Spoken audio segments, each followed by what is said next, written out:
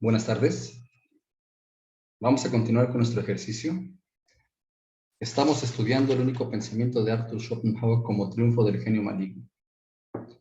Nos encontramos terminando el último, nos encontramos estudiando actualmente el último parágrafo del tercer libro del mundo como voluntad y representación. Brevemente, la última sesión dije que Schopenhauer era filosóficamente hablando más bien un tragicista que un pesimista. Y que eso ya resuena en Nietzsche desde su obra El origen de la obra de arte. Ahí confundí títulos. Dije El origen de la obra de arte, de Ursprung des Kunstwerkes, pero esta es de Martin Heidegger. En realidad me refería al nacimiento de la tragedia, la Geburt der Tragödie. Hasta donde entiendo, entonces, como bien lo comentaba en esa sesión, el pesimismo será más bien una bandera en una batalla política por la filosofía, lo cual considero que atendamos, sobre todo ahora que estamos por entrar al libro cuarto, porque me parece que en ese libro cuarto es donde podremos distinguir entre lo que sería un Arthur Schopenhauer filosófico que nos aclara que no hay modo de tomar partido por un afán, por un ideal de instrucción, de reconstrucción, de conformación, digamos, de la humanidad. No hay modo de ello, y por otra parte, el Arthur Schopenhauer apologista, polemista, que pareciera que levanta banderas pesimistas, de hecho lo hace, a partir de 1828, y frente al cual tendríamos que, me parece a mí, establecer ciertas distancias, ciertas diferencias.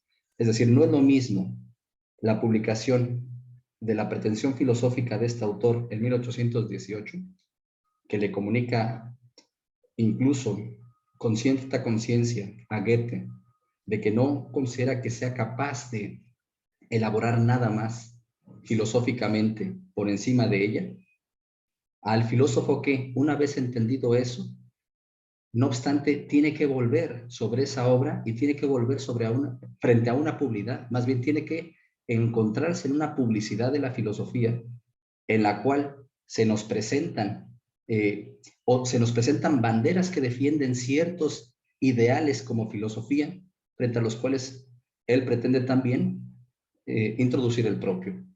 Me parece que ahí tendríamos que distinguir por eso del Schopenhauer filósofo del Schopenhauer apologista.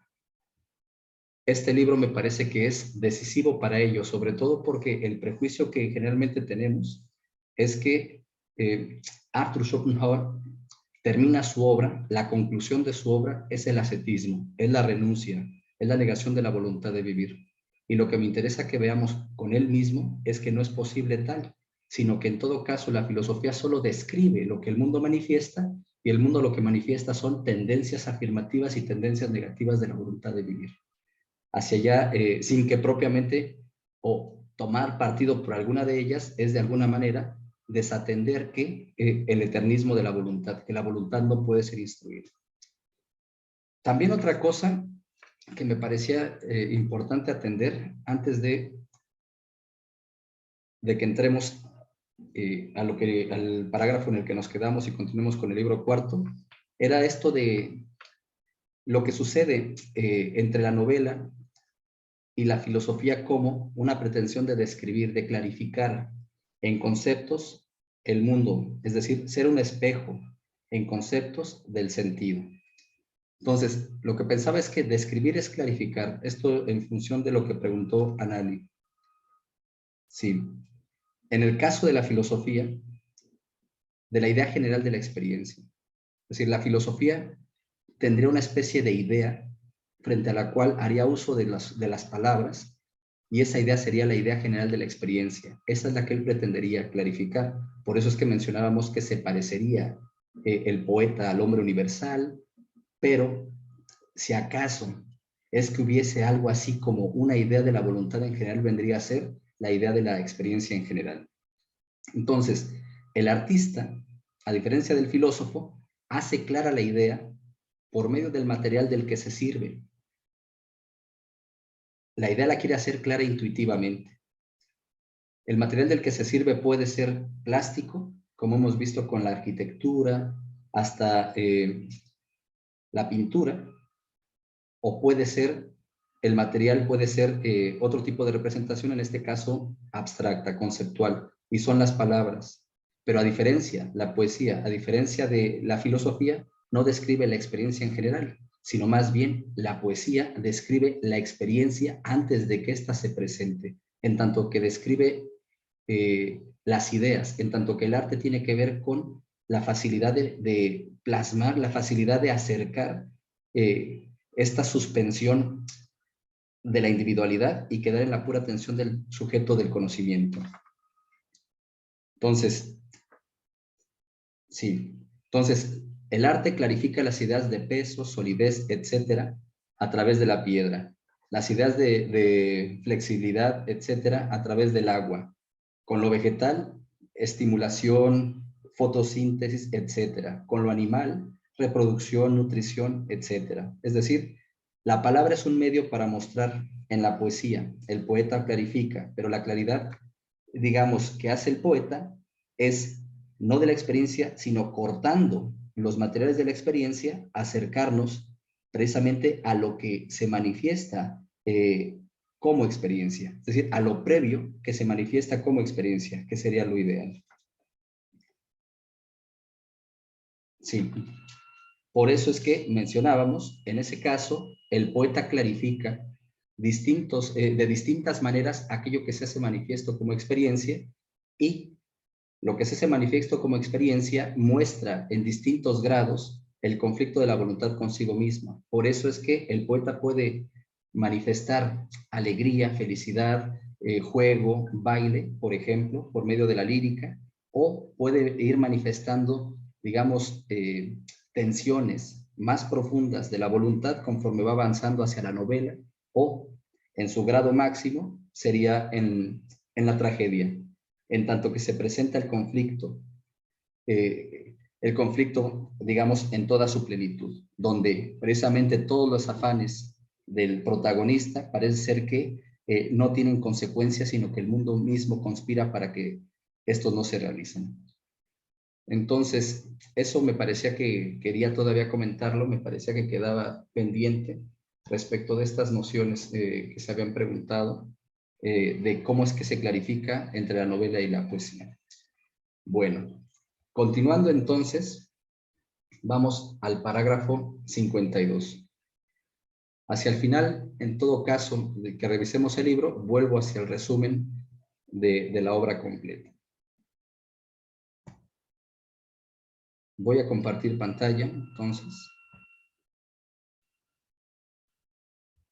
porque son parágrafos algo extensos, al menos este de la música es bastante extenso, y después los primeros del cuarto libro también tienen gran extensión, puesto que ponen, digamos, los suelos para esta comprensión del etos que pretende, que es una revolución ética, que como les digo, me parece a mí que puede ser el libro que la tradición, o filosóficamente, o los pensadores han recogido como el más importante, en tanto que ahí se pone en crisis, digamos, respecto a lo que los pensadores tenían en común, que era esta apuesta ética eudaimonista.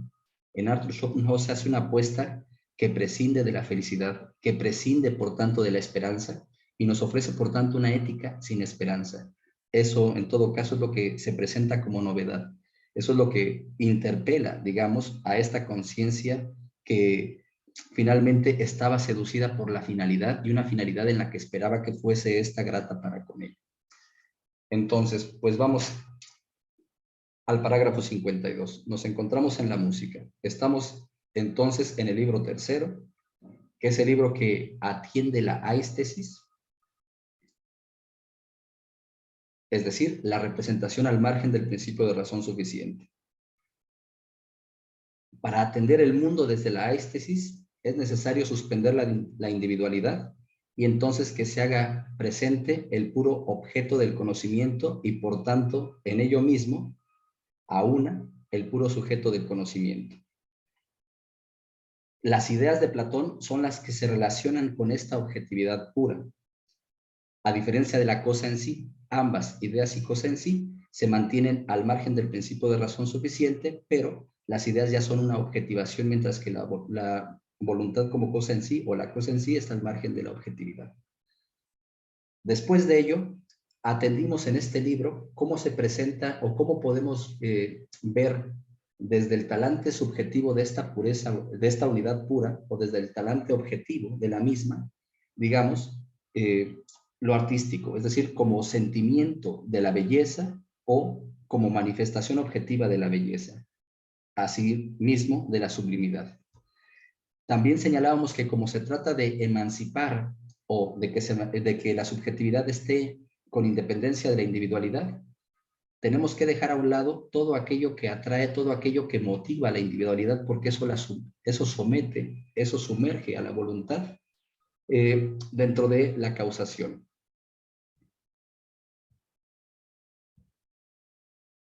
Sí. Bueno, entonces por eso es que hay sentimientos o hay elementos que parece ser que más bien alejan de la posibilidad de esta suspensión de la individualidad, tales como lo que nos provee el deseo de la nutrición, el deseo de la reproducción, o por el contrario, nos rechaza, tal como lo repulsivo. Bueno, conforme fuimos avanzando, entonces empezamos a ver que la naturaleza misma manifiesta estas ideas, y por eso es que en la naturaleza se puede ya participar, por decirlo así, o se puede en la naturaleza suspender dicha individualidad y acceder a la manifestación ideal. Sin embargo, acontece un carácter en el hombre, que es el carácter genial, aquel que es capaz de disponer la naturaleza misma, la materialidad, para que muestre las ideas, es decir, estas objetivaciones de la voluntad, estas objetivaciones del conflicto, para que las muestre, digamos, a través de esos medios materiales. Es el genio, es el artista. Y entonces vimos que hay una serie de obras de arte que consiguen hacer todo ello. Vimos todo este escalonamiento, esta gradación, análoga a la gradación misma de las manifestaciones de las especies en la naturaleza.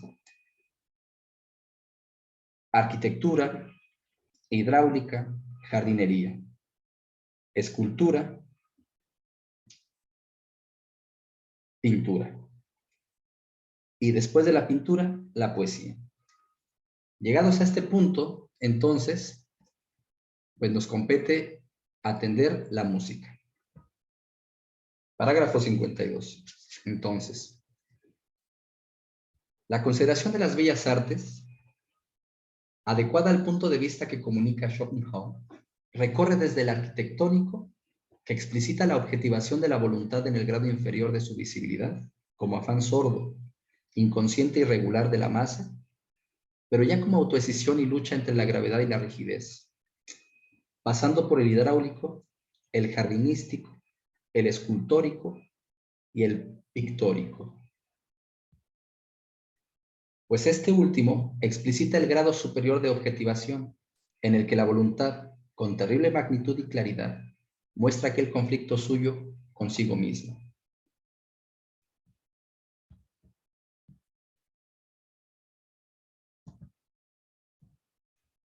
Dentro de dicha consideración, Schopenhauer excluyó la música, porque no hay lugar para ella dentro de la conexión sistemática de su exposición. Está totalmente separada de las demás. En ella no conocemos la copia, la reproducción de alguna idea del ser del mundo, sino que es un arte grande y magnífico, que actúa tan poderosamente en lo más íntimo del hombre, donde es tan plena y profundamente comprendido, al modo de un lenguaje universal, cuya claridad supera incluso la del mundo intuitivo. La definición matemática de la música de Leibniz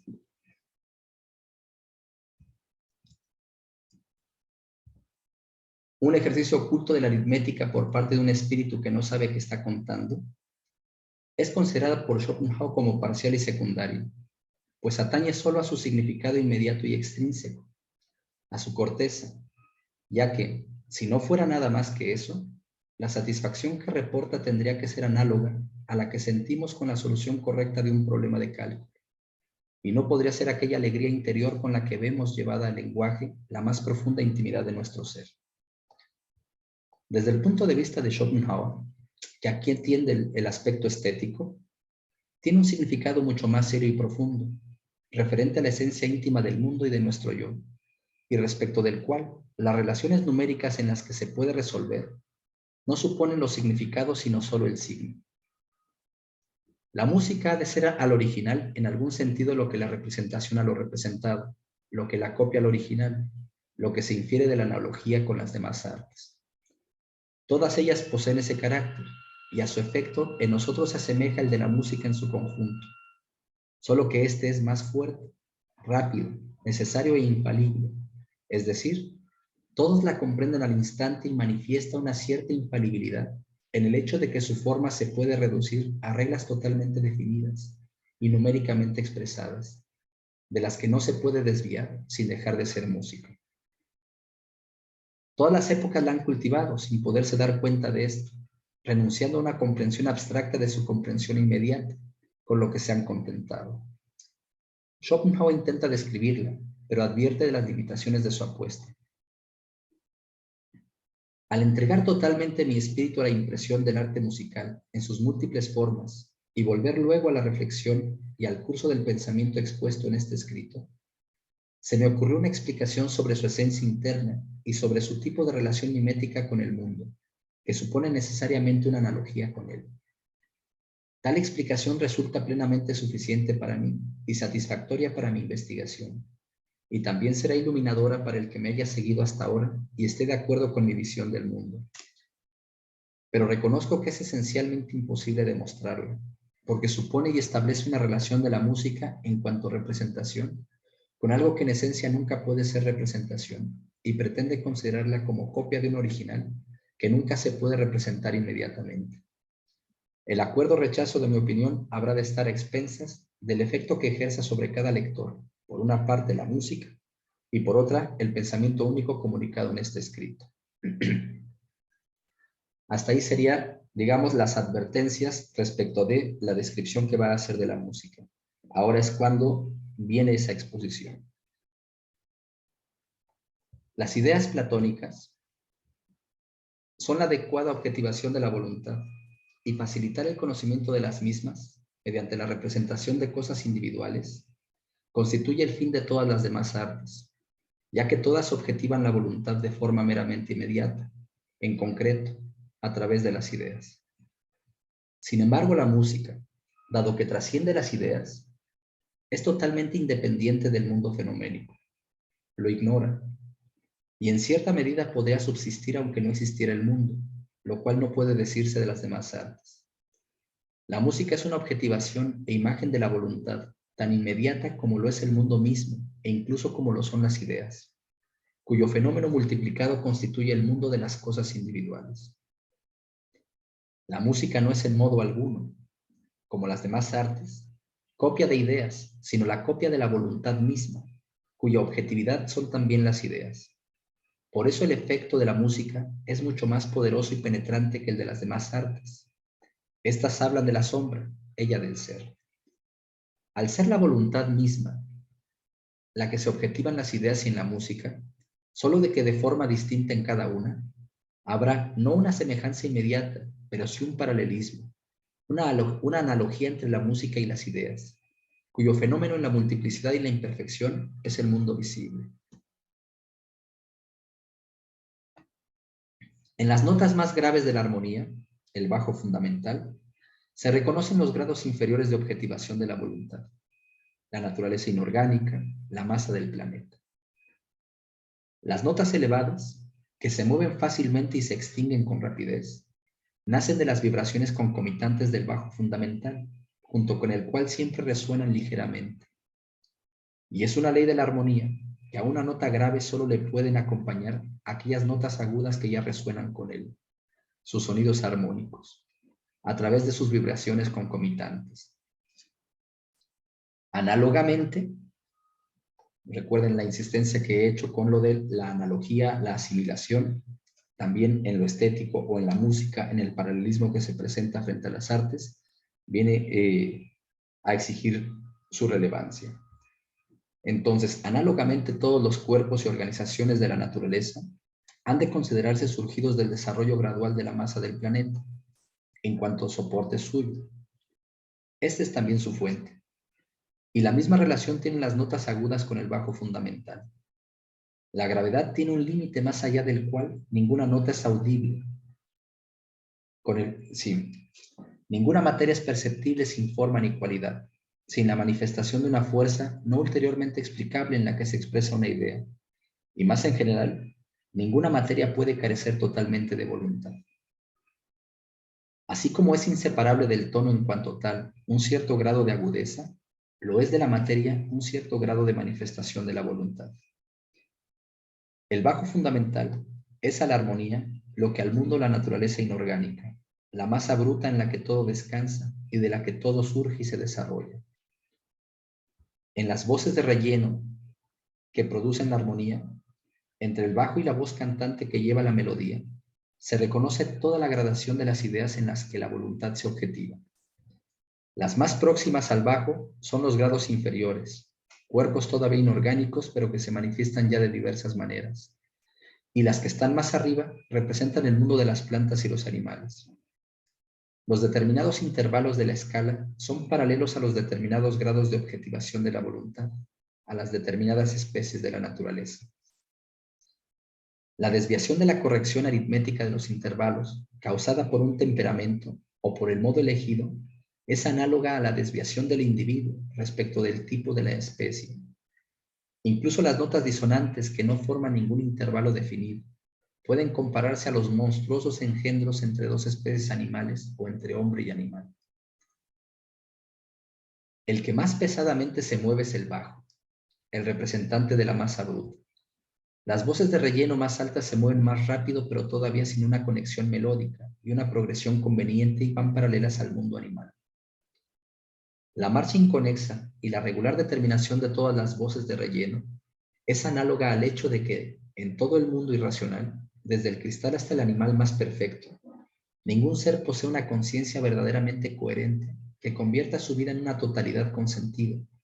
Ninguno experimenta tampoco una sucesión de desarrollos espirituales. Ninguno se perfecciona con la instrucción, sino que todo se mantiene igual en todo momento, tal y como es según su especie, determinado por una ley irrevocable. Por último, en la melodía, en la voz cantante que dirige el conjunto y avanzando libremente de principio a fin en la conexión ininterrumpida y significativa de un pensamiento, representa una totalidad. Reconoce Schopenhauer el grado de superior de objetivación de la voluntad, la vida reflexiva y el afán del hombre. Solo él, por medio de la razón, ve siempre hacia adelante y hacia atrás en el camino de su realidad y de sus innumerables posibilidades. Y así completa un curso vital reflexivo y conectado como una totalidad, al igual que solo la melodía tiene una conexión significativa e intencional de principio a fin. Narra la historia de la voluntad, iluminada por el conocimiento, cuya imagen en la realidad es la serie de sus actos. Pero dice más, cuenta su historia más secreta, pinta cada impulso, cada aspiración, cada movimiento de la voluntad. Todo lo que la razón resume bajo el amplio y negativo concepto de sentimiento, no pudiendo dar cabida a nada más en su abstracción. Se ha dicho siempre que la música es el lenguaje del sentimiento y la pasión, como las palabras, son el lenguaje de la razón. Esencia del hombre. Voluntad que aspira a algo, queda satisfecha y vuelve de nuevo a ambicionar continuamente. Su felicidad y bienestar consisten solo en el rápido avance desde el deseo a la satisfacción y desde esta al nuevo deseo, avance rápidamente. Su felicidad y bienestar consisten solo en el rápido avance desde el deseo a la satisfacción y desde esta hacia el nuevo deseo, que avanza rápidamente, pues la falta de satisfacción es sufrimiento y la del nuevo deseo nostalgia vacía, aburrimiento. La esencia de la melodía es una continua desviación y apartamiento de la tónica a través de 1000 caminos, no solo a los niveles armónicos de la tercera y la dominante, sino a cualquier nota que siempre termina en un retorno al bajo fundamental. Por esos caminos se expresa la melodía, el multiforme afán de la voluntad y su satisfacción mediante la recuperación final de un intervalo armónico, y en mayor medida de la tónica. Inventar la melodía, desvelar los secretos más profundos del querer y del sentir humano, es la obra del genio, cuya acción aquí está más alejada de la reflexión y la intencionalidad consciente que en ningún otro caso. Es inspiración. El concepto aquí también es estéril. El compositor revela la esencia íntima del mundo y expresa la más honda sabiduría en un lenguaje que su razón no comprende. En el compositor, como en ningún otro artista, el hombre está completamente separado y diferenciado del artista. Las frases breves y claras de la música rápida de baile parecen hablar solamente de la felicidad común que se consigue fácilmente. El alegro maestoso, en sus grandes frases, sus largos desarrollos y sus amplias desviaciones, señala un mayor y más noble afán hacia un fin lejano y su consecución final. El adagio habla del sufrimiento de una aspiración grande y noble que desdeña toda felicidad mezquina. En modo menor, logra la expresión del máximo dolor y se convierte en la más conmovedora queja.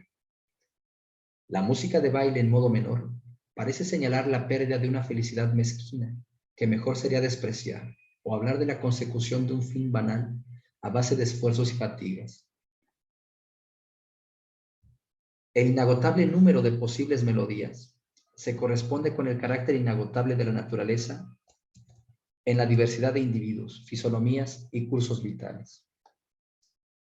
La música tiene con ellas solo una relación indirecta.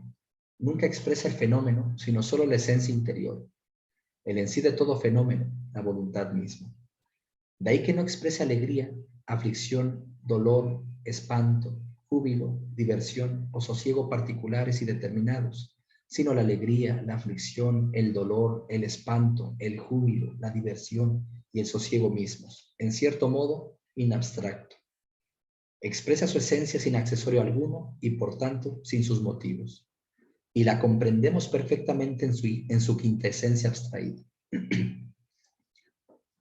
Nuestra fantasía es fácilmente excitada por ella y tentada a dar forma a aquel mundo espiritual, invisible pero de vivo movimiento, y que nos habla inmediatamente, a revestirlo de carne y hueso, esto es, a materializarlo en un ejemplo análogo. Esto origina el canto con palabras y, finalmente, de la ópera. Su texto no debe abandonar la subordinación para ser lo principal y hacer de la música un simple medio de su expresión, sin ser un gran desacierto y un grave absurdo. La música expresa exclusivamente la quintesencia de la vida y de sus acontecimientos, no estos mismos, por lo que sus diferencias no siempre forman parte de ella. Mundo fenoménico o naturaleza y música. Son dos expresiones diferentes de una misma cosa, que es el único elemento mediador de la analogía entre ambas. La música como expresión del mundo es un lenguaje sumamente universal que es incluso a la universalidad de los conceptos, lo que estos a las cosas individuales, sin ser aquella universalidad vacía de la abstracción. Se puede decir que el mundo es música hecha cuerpo o voluntad hecha cuerpo. Por eso la música resalta cualquier pintura y hasta cualquier escena de la vida real y del mundo, incrementando su significación. Y bueno, nosotros sabemos los efectos que tiene la música acompañando, por ejemplo, el teatro o nosotros más cercano a nuestros, digamos, al espectáculo al que accedemos, el cine. Las melodías, como los conceptos generales, son una abstracción de la realidad. Los conceptos contienen las formas abstraídas de la intuición, la cáscara externa quitada a las cosas, lo que recuerda una metáfora que eventualmente empleará Nietzsche en Sobre verdad y mentira en sentido extramoral. Los conceptos son propiamente las abstracciones. La música ofrece el núcleo más íntimo que precede a toda configuración, el corazón de las cosas. En lenguaje escolástico, los conceptos son universalia post rem, la música universalia ante rem y la realidad universalia in re. La música es imitativa cuando no expresa la esencia interna, la voluntad misma, sino que imita fenómenos insatisfactoriamente. Como ejemplo nos da las 4 estaciones de Haydn y su creación en muchos pasajes, además de todas las piezas de batalla. Esta música es totalmente reprobable. La inexpresable intimidad de toda música consiste en que reproduce todos los impulsos de nuestro ser, más íntimo, pero separados de la realidad y lejos de su tormento. Su seriedad esencial, que excluye de su dominio lo irrisorio, la explica que su objeto no es la representación, única cosa respecto de la cual es posible el engaño y la irrisión, sino la voluntad. En esencia, lo más serio de todo, en tanto que todo depende de ella. Así, la música expresa en un lenguaje altamente universal la esencia interior, el en sí del mundo que nosotros pensamos con el concepto de voluntad, de acuerdo con su más clara manifestación, y que lo expresa en una sola materia, las simples notas, con la máxima verdad y determinación. La filosofía no es más que una completa y correcta reproducción y expresión del ser del mundo en conceptos muy generales, ya que solo en ellos resulta posible una visión de aquel ser que sea suficiente y aplicable en todos los casos. El que me haya seguido y penetrado en mi pensamiento, escribe Schopenhauer, no encontrará muy paradójico si digo que, supuesto que se consiguiera ofrecer una explicación de la música plenamente correcta, completa y que llegase hasta el detalle, es decir, una pormenorizada reproducción en conceptos de lo que ella expresa, esta sería al mismo tiempo una suficiente reproducción y explicación del mundo en conceptos, o algo de ese tenor, es decir, la verdadera filosofía. Y en consecuencia, la anterior sentencia de Leibniz, que es totalmente correcta desde un punto de vista inferior, podemos parafrasearla en el sentido de nuestra visión superior de la música, diciendo que la música es el ejercicio oculto de la metafísica por parte de un espíritu que no sabe que está filosofando. Semejante, aunque no numéricamente, a la de Pitágoras y la de los chinos en el I Ching. Por último, una filosofía moral sin explicación de la naturaleza, como en Sócrates, es análoga a una melodía sin armonía, como en Rousseau. En oposición a eso, una mera física y metafísica sin ética se corresponde con una mera armonía sin melodía.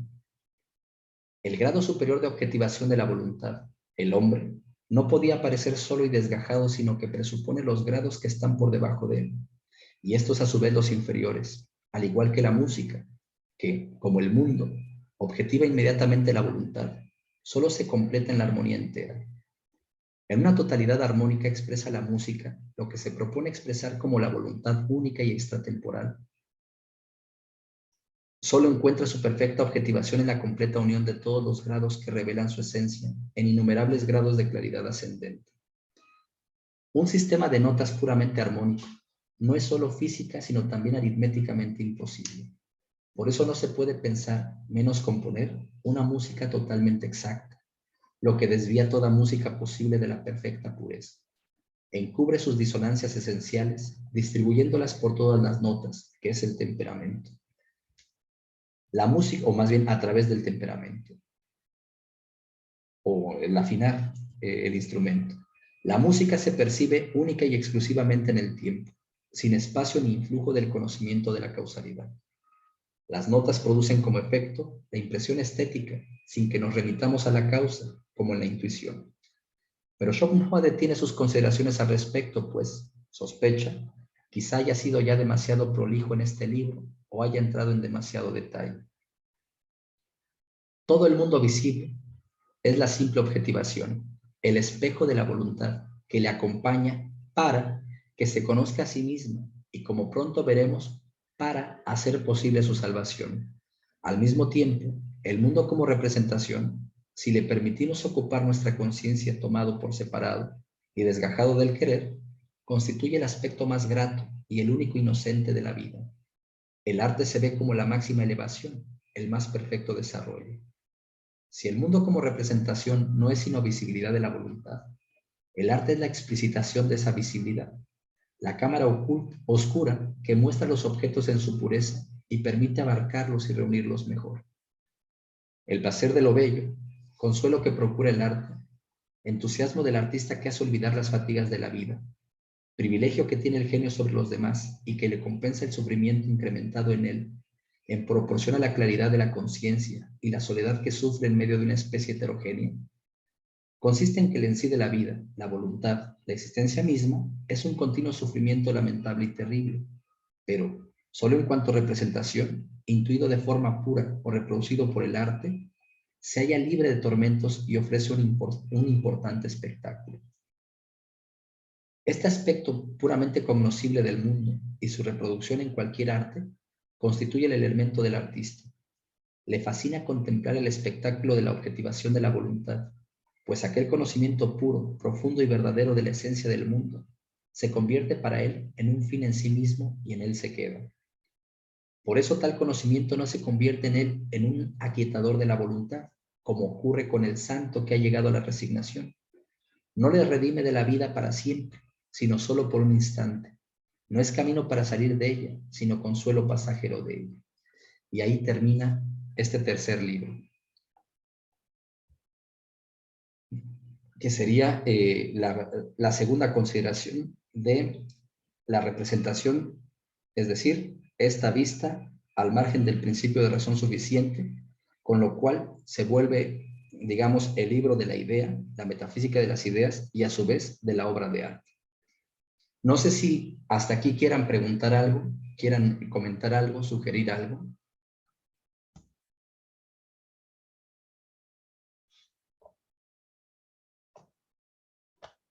Si no, vamos al último libro entonces. De una vez Profesor entramos Jesús. a que como les comentaba previamente, me parece que se vuelve decisivo sobre Profesor. todo por la importancia que tiene, digamos, en la recepción contemporánea la obra de Arthur Schopenhauer, porque se suele asociar al pensador con el ascetismo, con el pesimismo, con la negación de la voluntad de vivir, y me parece que ahí es donde tendríamos que tratar de ubicar al filósofo Arthur Schopenhauer produciendo esta obra en 1818 y después, digamos, Profe Jesús. hecha la filosofía, por decirlo así, el estar volviendo sobre Profe ella, Jesús. estarla repensando, Marica, no me puede hablar ni decir nada. estarla, sí, perdón, Alexis, ¿Profe, me escucha? sí, Profe Jesús, disculpe, habla con David, sino que me tocó conectarme con otro correo. Profe Jesús, le quería hacer una pregunta. Em, Profesor Jesús, cuando Schopenhauer habla de, em, de la música, podríamos también decir que a partir de la música, como de pronto él mismo no lo menciona, podríamos em, salirnos como temporalmente de esa voluntad, puesto que no hay como un tiempo o un espacio en el momento de la contemplación estética. No sé si de pronto...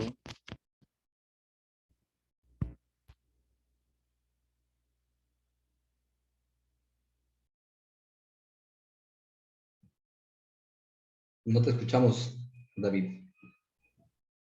Ya fue, la pregunta entonces sería, a partir de la música podríamos salirnos como temporalmente de esa voluntad. Si la pregunta se detiene allí, lo que podríamos comentar es que efectivamente en lo que estábamos insistiendo era en identificar a la representación sometida al principio de razón suficiente y a la representación al margen del mismo.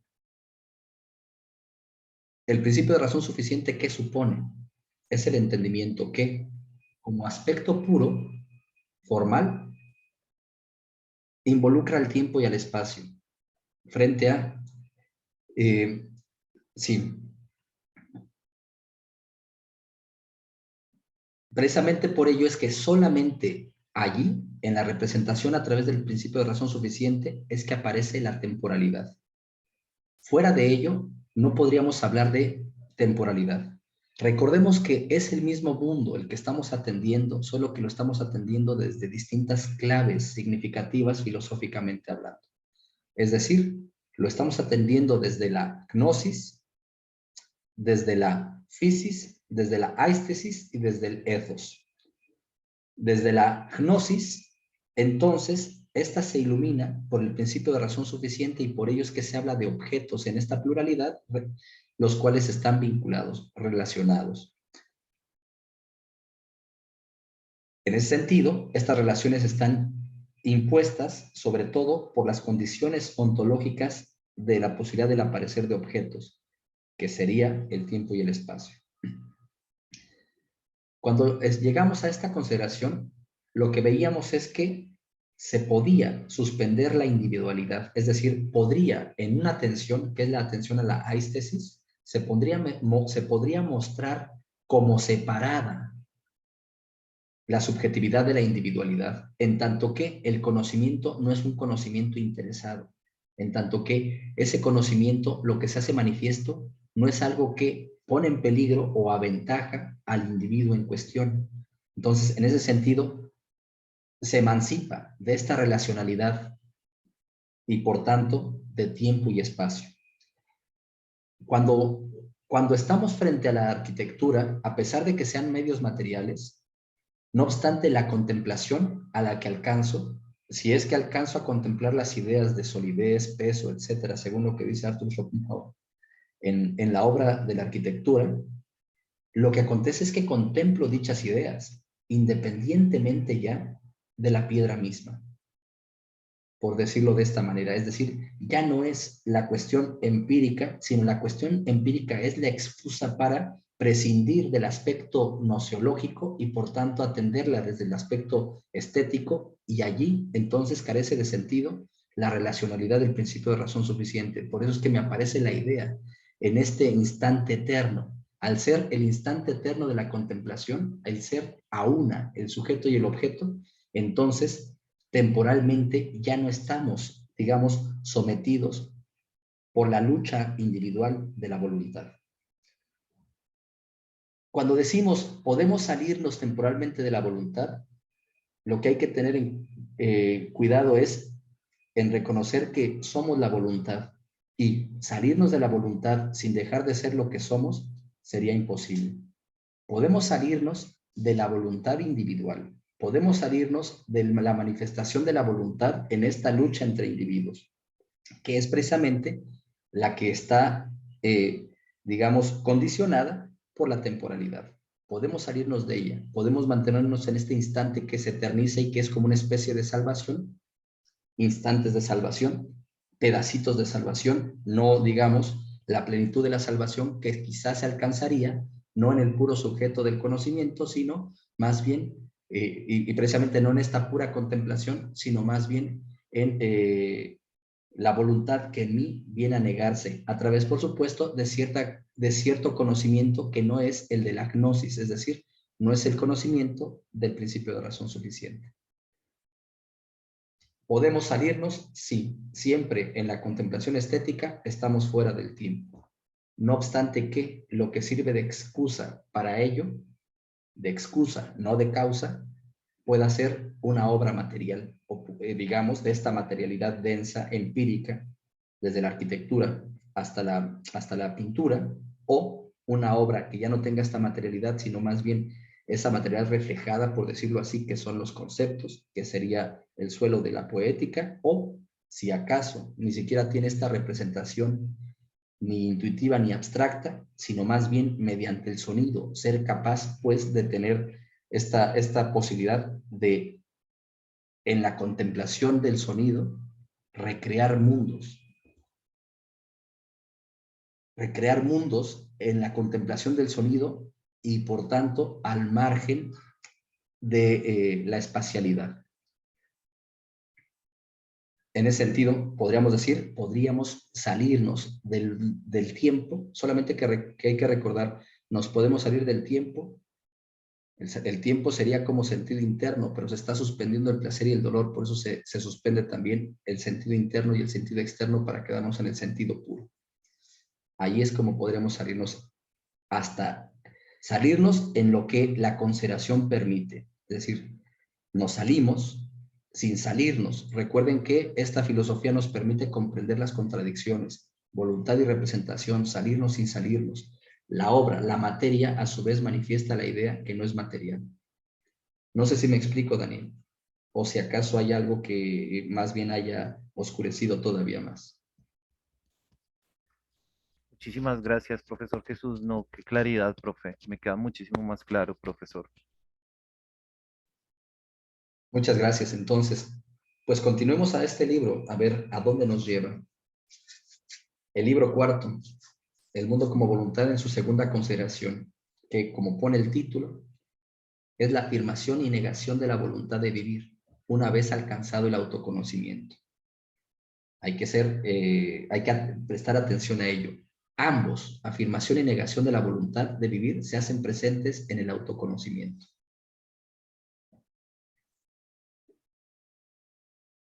Cuando comparece el conocimiento, se desvanece el deseo.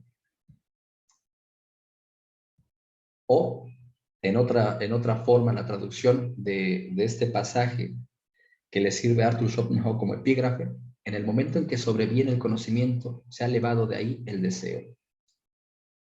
Pues vamos, 53. Se trata de la última parte de la exposición, la más importante metafísicamente hablando, porque atañe a las acciones de los hombres. Esto es, nos atañe directamente a todos, y nadie puede sentirse ajeno ni mostrarse indiferente a lo que en ella se describe. ¿Por qué decimos metafísicamente hablando? ¿Por qué es la más importante metafísicamente hablando? Decimos porque atañe a las acciones de los hombres. ¿Y eso qué tiene que ver? Tiene que ver que el hombre se presenta precisamente como un animal metafísico, el cual trata de entender el significado de su obrar. Si hay algo que le mueve eventualmente a investigar otro tipo de aspectos de lo que se manifiesta en esta objetivación de la voluntad, es, antes que otra cosa, la comprensión de sí mismo. Por eso es que se vuelve, metafísicamente hablando, digamos, lo más importante. De acuerdo con Schopenhauer, en toda investigación sistemática, la parte relativa al obrar es considerada siempre como el resultado de su contenido global, o cuando menos el más interesante, consagrándose a esta parte una atención mucho mayor que a cualquier otra. Esta parte se llamaría filosofía práctica, en oposición a la teórica hasta ahora tratada. Sin embargo, escribe el filósofo, en mi opinión, toda la filosofía es siempre teórica, al serle consustancial el investigar y proceder de un modo puramente contemplativo y no prescriptivo. El volverse práctica, guiar el comportamiento, remodelar el carácter, son viejas aspiraciones a las que la filosofía debería renunciar. Cuando se trata del valor o nihilidad de la existencia, donde está en juego la salvación o la perdición, lo decisivo no son los conceptos rancios de la filosofía, sino la esencia más íntima del propio hombre, el daimon que le dirige y él mismo ha elegido. La virtud se aprende en tan escasa medida como el genio. Para ella, el concepto es tan infructuoso como para el arte, y solo sirve como instrumento. Aguardar que nuestros sistemas morales y éticos dieran pie a virtuosos, nobles y santos, sería tan descabellado como pretender que nuestras teorías estéticas forjasen poetas, pintores y músicos. La filosofía, pues, no puede sino limitarse a interpretar y explicar el mundo. Esto me parece muy relevante porque, curiosamente, poco después aparecerá Karl Marx con esta revisión de las tesis de Feuerbach, donde apuntará lo contrario, más bien apuntará que la filosofía lo que tiene que hacer es dejar de interpretar, dejar de ser hermenéutica y volverse política, volverse toma de partido, volverse acción, volverse pretensión de realizar la idea, digamos, obligando a la naturaleza y a la institucionalidad a que la permita. Esto, en principio, para Arthur Schopenhauer es descabellado. La filosofía no le compete a la filosofía eso, puesto que la filosofía es descripción del mundo, no prescripción de lo que el mundo venga a ser. En la prescripción de lo que el mundo venga a ser, tenemos no pocas ofertas, tenemos no pocos predicadores, y precisamente allí, en esta predica, lo que acontece, diría Arthur Schopenhauer, es que se han repartido el mundo. Unos disputan con la palabra y con la letra, y otros también, dice él, con el fuego, con las armas. Y así, estos que predican sus metafísicas como pretensión de hacerse de la naturaleza y de las instituciones, en realidad se han estado dividiendo a los hombres y a la tierra, dice Arthur Schopenhauer. Entonces, la filosofía propiamente no es estarse dividiendo, sino es que el hombre, más allá de estas divisiones alegóricas, que son las que permiten propiamente las divisiones, las alegorías, en realidad, digamos, encontrándose consigo, encuentra lo mismo que encuentra consigo en cualquier cultura y en cualquier lugar. Esa es la pretensión de Arthur Schopenhauer. Bueno, entonces, la filosofía, pues, no puede sino limitarse a interpretar y explicar el mundo, llevando al conocimiento claro y abstracto de la razón esa esencia del mismo que en concreto, como sentimiento, resulta comprensible para cualquiera. El único pensamiento que expone el libro es visto ahora desde el ethos, el obrar del hombre. Pero hay que insistir, en este libro ético no cabe aguardar prescripciones ni teoría del deber algunas, mucho menos debe suministrar un principio moral universal, algo así como una receta universal para engendrar virtudes, ni un manifiesto de ascetistas, esto es, de pesimistas. Contra los conceptos que Kant le impuso a la reflexión ética, advierte Schopenhauer que deber incondicionado y ley para la libertad encierran una contradicción. Es una contradicción llamar libre a la voluntad y prescribirle leyes conforme a las cuales deba querer. ¿Por qué menciona Kant? Porque pareciera que Kant, como dirá, por ejemplo, en el ensayo sobre el fundamento de la moral, porque Kant pareciera una revolución en la ética. Kant pareciera que deja a un lado al Dios garante de la felicidad, del eudaimonismo, y en su lugar pone, al margen de ello, pone al deber y pone a la ley. Dice Arthur Schopenhauer, aparentemente saca Kant a Dios, pero en realidad ahí está presente, o, como suele decirse, lo saca por la puerta delantera para introducirlo por la puerta trasera.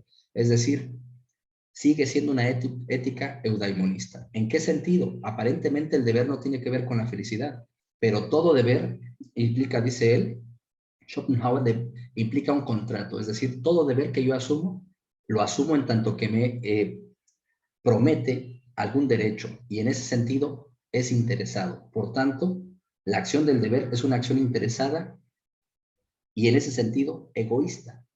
Para Arthur Schopenhauer no podríamos considerar al egoísmo como el fundamento de la moral. Eso entonces respecto del deber. Sí. Además dice él, la noción de ley, que es una noción arbitraria, en todo caso, Kant la deriva del Antiguo Testamento, del Decálogo. Eso va a ser, digamos, por lo que menciona Kant, pero también toma distancia del mismo. Bueno, además dice, ella no solo es libre, la voluntad, sino omnipotente, pues de ella no parte solo su obra, sino también su mundo. Ella es su obra y su mundo, y fuera de ella no hay nada. Desde el aspecto que aquí se atiende, se afirma también la inmanencia. Esto es, no se utilizan las formas del fenómeno, cuya expresión universal es el principio de razón, como trampolín para sobrevolar por encima del fenómeno mismo. El mundo real y fácil de reconocer, en el que nosotros estamos y está en nosotros, aporta tanto el material como los límites de nuestra consideración. Es tan rico en contenidos que ni siquiera la más profunda investigación de la que fuera capaz el espíritu humano podría agotarlo. No será necesario recurrir a conceptos negativos y faltos de contenido. Y contra la filosofía de la historia, añade, aquí tampoco contaremos historias para hacerlas pasar por filosofía,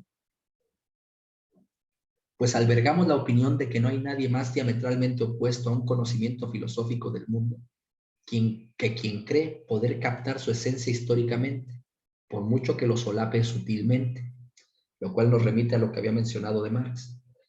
Pues de un modo más o menos encubierto, se busca entonces un comienzo y un punto final del mundo. Semejante filosofar histórico depara la mayoría de las veces una cosmogonía que admite muchas variedades, pero también un sistema emanantista, una doctrina del declive, o cuando la desesperación debida a los infructuosos intentos ensayados en esos caminos, se forja una teoría del continuo devenir, del salir a la luz desde las tinieblas, de un fundamento que es profundamente sin fundamento, y otros desatinos por el estilo. Esto último sería, en todo caso, estar pensando en la libertad, y estar pensando en la libertad allí, en lo que sería el ensayo, como es,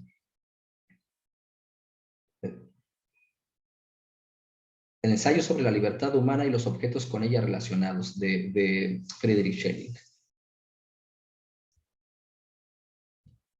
que es donde Dios se saca de lo que en Dios no es Dios, desde su infundamento para aparecer como luz.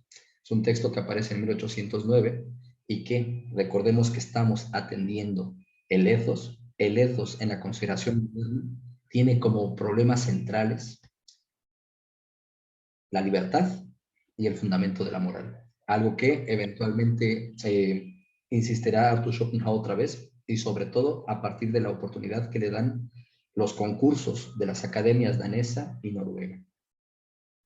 Bueno, se despacha, dice él, estas doctrinas se despachan al observar que hasta el instante presente, que digan, lo de la filosofía de la historia se despacha al observar que hasta el instante presente ya ha transcurrido toda una eternidad, un tiempo infinito, en virtud de lo cual todo lo que puede o debe devenir ya tiene que haber devenido. Esa filosofía histórica toma el tiempo por una determinación de la cosa en sí, y por ello se estanca en lo que Kant llama el fenómeno, en oposición a la cosa en sí, y Platón llama lo que deviene y nunca es, en oposición a lo que es y nunca deviene, o lo que entre hindúes se llama el velo de Maya. La genuina consideración filosófica del mundo, aquella que nos enseña a conocer su esencia íntima y nos hace sobrepasar el fenómeno, es justamente la que no se pregunta por el de dónde viene el mundo, hacia dónde va o por qué existe, sino solo por el qué del mundo. La que no considera las cosas según alguna relación.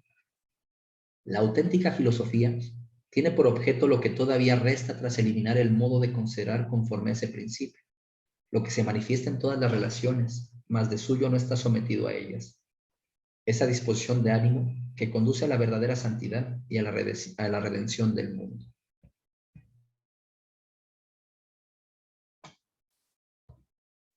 (54) En el mundo como representación, se abre a la voluntad su espejo y se reconoce con progresivos grados de claridad y consumación. El mayor es el del hombre, y su esencia recibe cabal expresión mediante la sucesiva serie de sus acciones, cuya coherencia autoconsciente la produce la razón abarcando el conjunto en abstracto.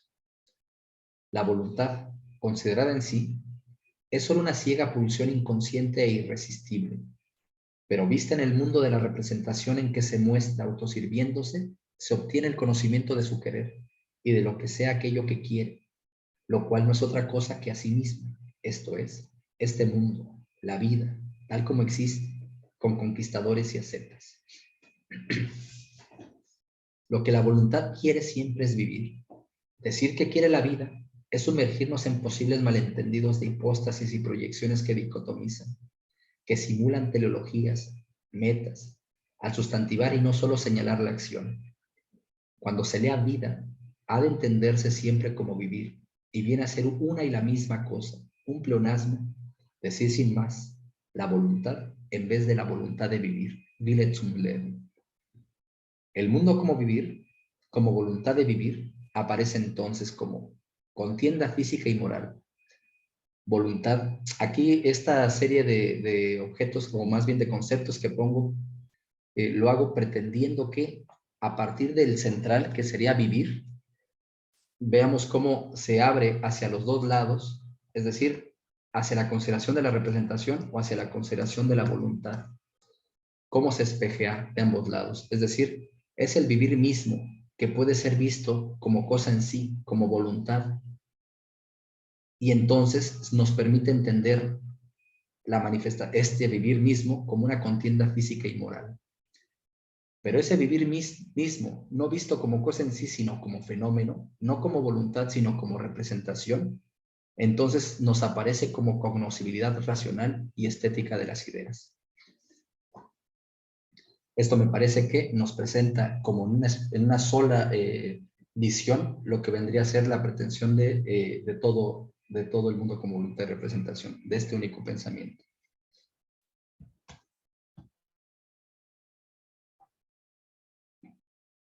Sí. Vivir acompaña a la voluntad inseparablemente, y donde está la voluntad, que es en todas partes, está el vivir y el mundo, pues la omnipotencia le caracteriza, todo es potencia voluntaria. A la voluntad de vivir le resulta cierto el vivir, y colmados de voluntad de vivir, no hay preocupación por nuestro existir, ni siquiera ante el espectáculo de la muerte. El individuo solo es fenómeno, solo existe para el conocimiento sumido en el principio de razón, cuyo alias es principio de individuación. Para este conocimiento, el individuo recibe su vida como un regalo que sale de la nada. Sufre merced a la muerte la pérdida de ese regalo y retorna a la nada. Pero si consideramos filosóficamente el vivir, ni la voluntad, cosa en sí de todos los fenómenos, ni el sujeto del conocer, espectador de todos ellos, se ven afectados por el nacimiento y la muerte. Nacer y morir son propios del fenómeno de la voluntad, y es consustancial a la voluntad presentarse en individuos que nacen y mueren como efímeras manifestaciones bajo la forma del tiempo de aquello que, en sí, no conoce tiempo alguno. Nacer y morir son los aspectos contrarios del vivir individual. La mitología hindú, para Schopenhauer, la más sabia de todas, muestra a Shiva como dios de destrucción y muerte. A Brahma, el más pecador e inferior dios del Trimurti, como procreación y nacimiento, y a Vishnu como conservación. Lo importante es, digamos, el papel que tiene Shiva en el hinduismo. Shiva aparece con un collar de calaveras y le representa el linga. El linga es sí, una representación en donde hay una fusión del pene y la vagina. Entonces es el collar de caballeras, muerte, y por otra parte el pene y la vagina en su fusión, es decir, la reproducción. Por eso es que nos dice el collar de calaveras y el linga como compensación de la muerte simbolizan a Shiva. La procreación y la muerte son correlatos consustanciales que se neutralizan y suprimen mutuamente. A la naturaleza, pues, no le importa el individuo, sino únicamente la especie, cuya conservación cuida mediante el ingente exceso de semillas y el enorme poder del instinto de fecundación. Su reino son un tiempo y espacio infinitos, donde son posibles infinitos individuos. A morir está destinado el individuo tras servir para la conservación de la especie. Expresa la naturaleza totalmente ingenua, la gran verdad de que solo las ideas, no los individuos, tienen realidad propia. Como el hombre es la naturaleza misma, y ciertamente en el grado más alto de su autoconciencia, pero la naturaleza solo es la voluntad de vivir objetivada. Una vez que el hombre ha captado este punto de vista y permanece en él, puede consolarse respecto de su propia muerte y la de sus amigos al contemplar la vida inmortal de esa naturaleza que es él mismo. La naturaleza no se entristece.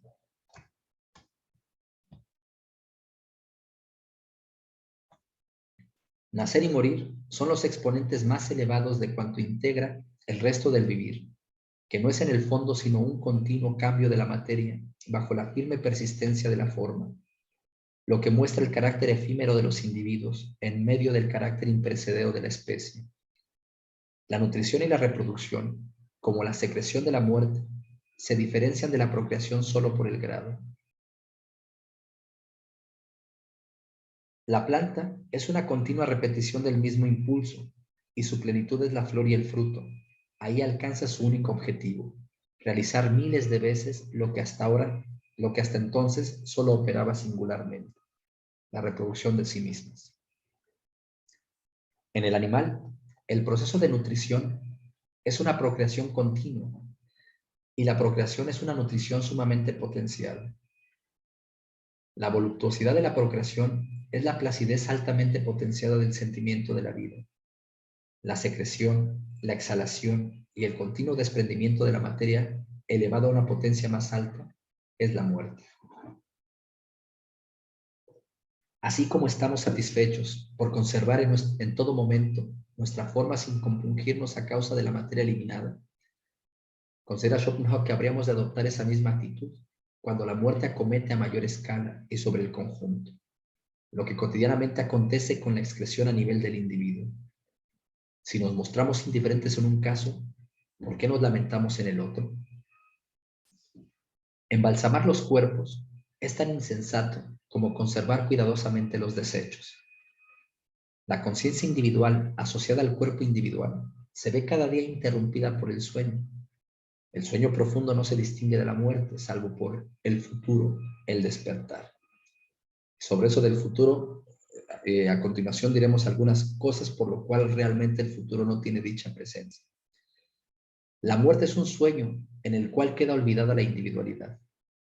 Todo lo demás despierta de nuevo, o más bien sigue despierto.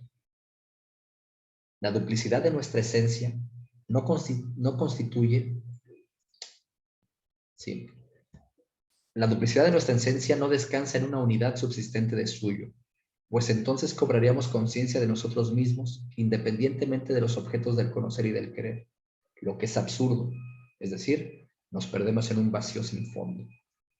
No es que simplemente después de la muerte, al dejar a un lado el aparecer de lo empírico, digamos, acontezca otra especie de realidad, otra especie de esencia, o es decir, nuestra esencia en lo empírico y nuestra esencia al margen de lo empírico, no es que pudiésemos nosotros tener allí, digamos, ninguna realidad. Es más bien, como dice, un vacío sin fondo.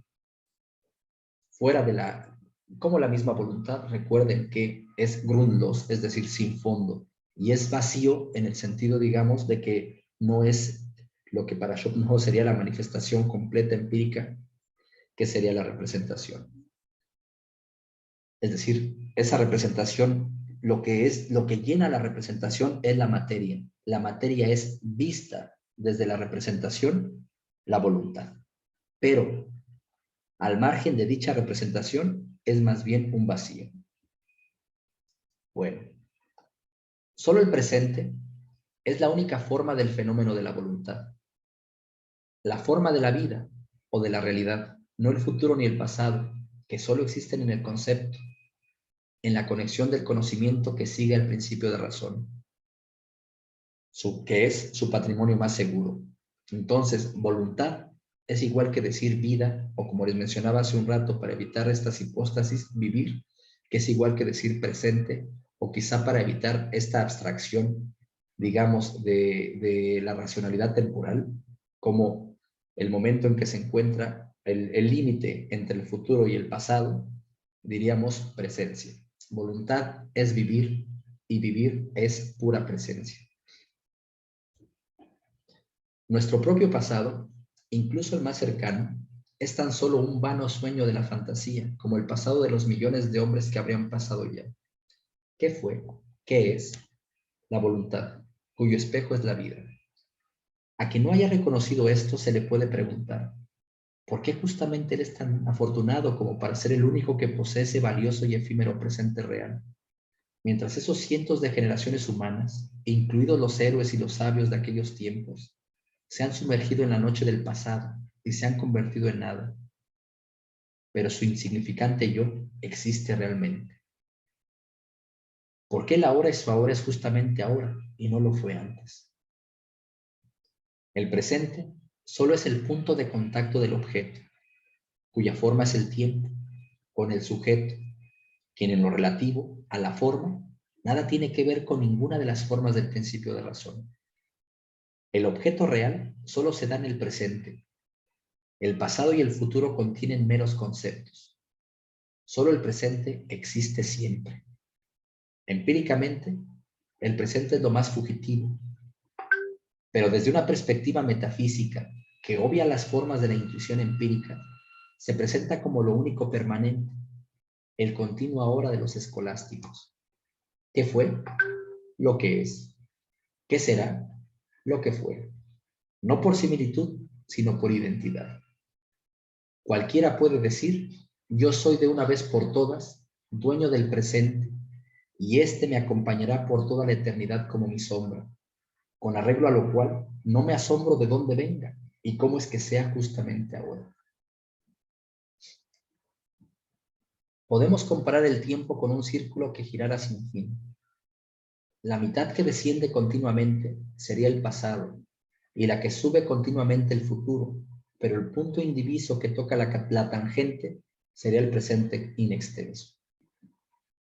El punto de contacto del objeto, cuya forma es el tiempo, con el sujeto, que no tiene forma alguna, dado que no pertenece al ámbito de lo conocible, sino que es condición de todo conocimiento. El tiempo es el torrente continuo que choca contra la roca del presente. La voluntad, en cuanto cosa en sí, está sometida al principio de razón como el sujeto del conocimiento. Y esto me parece que es decisivo atenderlo para evitar precisamente esos malentendidos que quieren ver dualismo en la obra de Arthur Schopenhauer. Como dice el filósofo, la voluntad en cuanto cosa en sí está sometida al principio de razón como el sujeto del conocimiento, que a la postre y bajo cierta consideración no deja de ser ella misma, esto es, también su manifestación. Es decir, el sujeto del conocimiento también es manifestación de la voluntad. En otras palabras, el sujeto de conocimiento es el hambre de conocer, así como el sujeto volente es el hambre del querer, que en general, digamos, tienen en común solamente el hambre que se manifiesta como hambre de conocer y hambre de querer, que a su vez cada uno de ellos se reparten en distintos modos posibles, como infinitos modos posibles, entre los cuales aparecen las ideas, aparecen incluso las individuaciones, los modos pues en los que materialmente se lleva a cabo esta hambre en sus distintas dimensiones. La vida no puede rehuir el presente. A quien le satisface la vida tal como es, y la afirma de todos modos, puede considerarla con confianza como algo sin término y desterrar el miedo a la muerte como un engañoso espejismo que inspira ese disparatado temor, por fingirse un tiempo sin presente alguno, es decir, un tiempo sin máscara. Y esto me parece importante, lo del tiempo sin máscara, puesto que en otra parte dice Arthur Schopenhauer que el espacio es la máscara del tiempo. Un tiempo sin máscara. Al desenmascararnos, el espacio precisamente da esta, digamos, enmascara el tiempo materialmente, porque precisamente cuando se pone la máscara del espacio y el tiempo, aparece la materia, y con la materia, entonces toda la diversidad de individuos posibles, que manifiestan asimismo las objetivaciones puras de la voluntad. Entonces, sería un tiempo sin máscara. Al quitarse la máscara, este tiempo es un tiempo eterno, que es pura fugacidad. Puro, en ese sentido es como lo mencionábamos, puro vacío sin fundamento. Nada queda que respalde nada. Es pura fugacidad, pura presencia fugaz. Bueno, en cambio en el espacio se fantasea análogamente respecto al arriba y abajo. Por doquier de la esfera terrestre es arriba, también la forma de toda vida es presente. La objetivación de la voluntad es la forma esencial del presente y permanece sin experimentar cambio alguno. Dice Schopenhauer, cuando un hombre teme a la muerte como su aniquilamiento, esto equivale a imaginar que el sol ante el atardecer pudiera exclamar, ay de mí, me hundo en la noche eterna. Y a la inversa, cuando las cargas de la vida oprimen a quien gusta de la vida y la afirma, pero aborrece sus tormentos y particularmente la pésima suerte que le ha correspondido, hasta el punto de no poder soportarlo por más tiempo.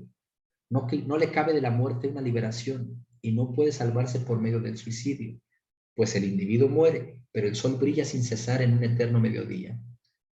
La forma del vivir es el presente sin término, por ello el suicidio es un acto estéril y necio.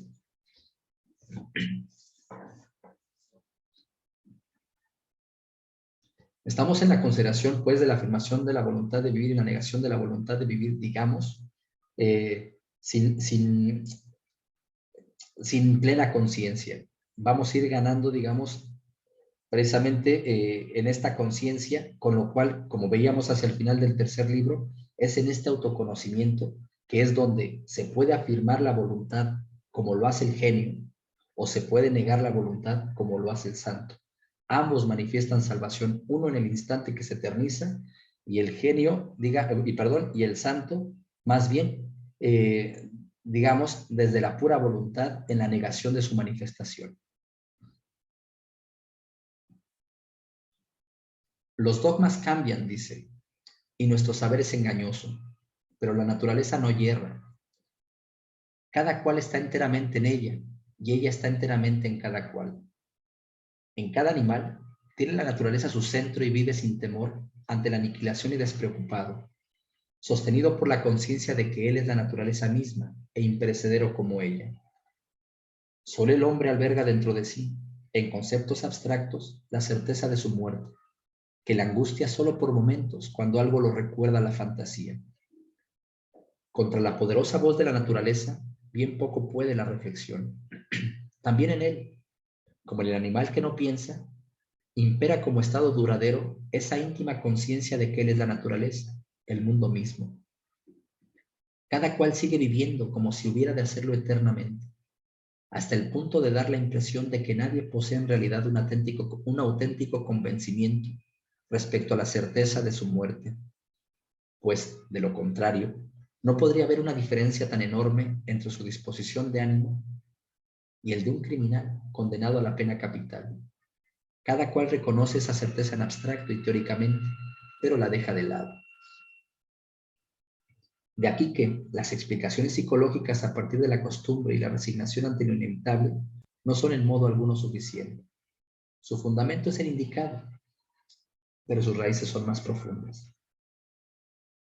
En toda época y en todo pueblo hay dogmas relativos a algún tipo de persistencia del individuo tras la muerte. Las pruebas son insuficientes, pero no se requiere prueba. La naturaleza miente, tampoco como hierro. Presenta abiertamente su obrar y su esencia con toda ingenuidad, y nosotros lo velamos mediante la obcecación, para interpretarlo del modo que convenga a nuestras estrechas miras. Esto que dice Arthur Schopenhauer me llevó a recordar a Heráclito y a Parménides. Dice que la naturaleza hierra tampoco. Dice Heráclito, la naturaleza ama el ocultarse, pero el hierro y el ocultarse no son lo mismo. Solamente lo traigo por ello, porque pareciera que podría eh, negar lo que dice Heráclito, pero más bien es que, digamos, incluso en su ocultarse la naturaleza no hierra, es demasiado clara en cómo se oculta. Y más bien son los hombres los que llevan a cabo estas decisiones, lo cual nos recuerda a Parménides, que decía de los hombres que son bicéfalos. Esto es, los hombres ponen nombres que dividen y multiplican en la unicidad de lo que es. Así como en Arthur Schopenhauer veíamos que la continuidad del mundo viene a ser realmente destruida o separada en discreción, no realmente destruida, pero viene a ser pensada como de otra manera, es decir, como si fuera discreta por medio de la razón. La razón es la que multiplica con la abstracción. Bueno, el fenómeno singular de la voluntad tiene un principio y un final en el tiempo, pero la voluntad misma no se ve afectada por ello, así como tampoco el sujeto cognoscente, que es el ojo eterno del mundo. No les incumbe persistencia ni desaparición. La persistencia es cosa de la materia, la desaparición es cosa del individuo.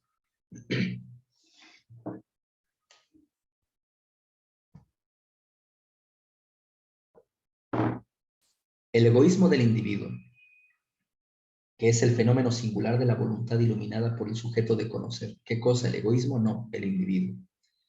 El egoísmo del individuo puede sacar de nuestro parecer expuesto para su deseo de afirmarse a través de un tiempo infinito tan poco sustento y consuelo como podría sacar del conocimiento de que, tras su muerte, el restante mundo exterior sí perdurará en el tiempo, lo cual solo es la expresión del mismo en sí, pero considerado objetivamente y, por lo tanto, temporalmente. Como individuo, se es efímero, como cosa en sí, atemporal, por tanto, sin final. Solo como individuo hay distinción de las demás cosas. La muerte suprime el engaño de que su conciencia esté disociada de la de los demás. El pensamiento de la muerte no puede intoxicar la vida. Cuando decimos el pensamiento de la muerte, recordemos, es lo abstracto, no es la muerte misma. Por eso es que el pensamiento de la muerte no puede intoxicar la vida. No es tan fuerte como para poder gobernar, digamos, al cuerpo, a la materialidad misma, que es pura manifestación de vida.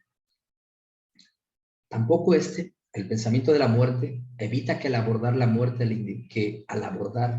individuo, al menos en la fantasía, busque ponerse a salvo, pues se reconoce como lo que es, el final cronológico del concreto fenómeno temporal.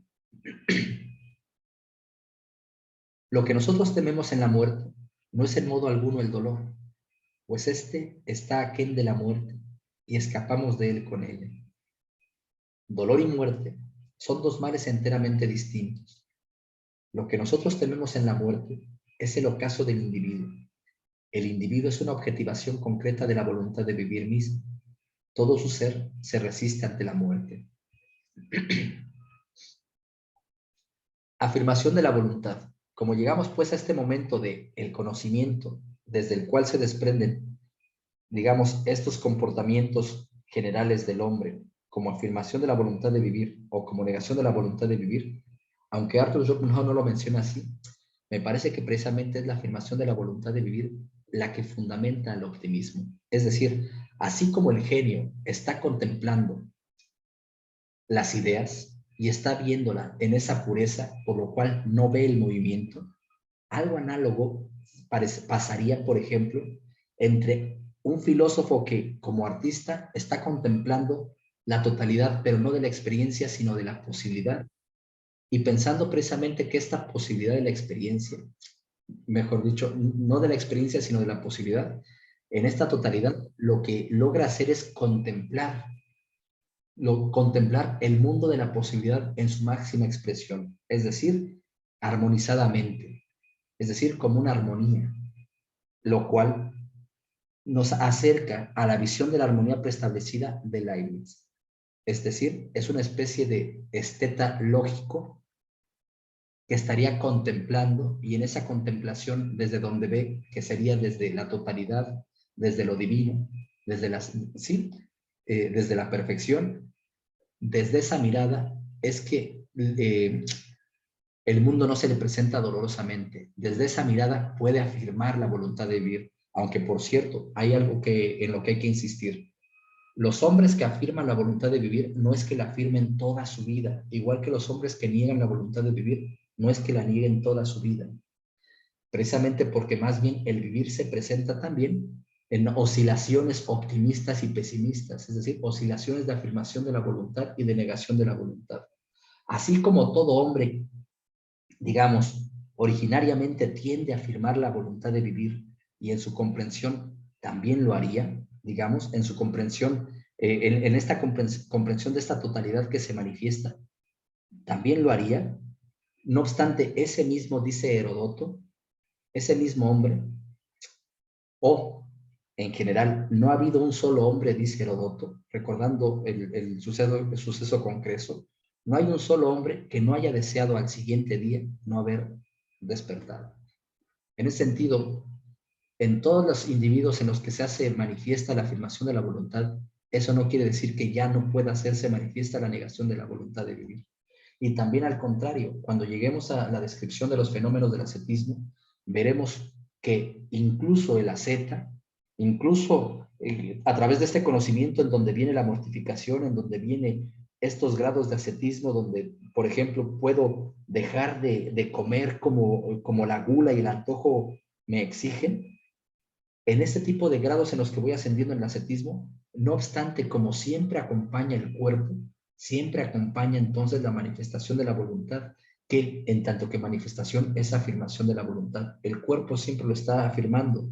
Por eso es que a pesar del ascetismo, el asceta en cualquier momento siente también cómo el cuerpo le vuelve a exigir el deseo, aunque él se mantiene en una postura en la que no pretende darle consecuencia a las exigencias del cuerpo, pero no es que no se haga manifiesta dicha afirmación.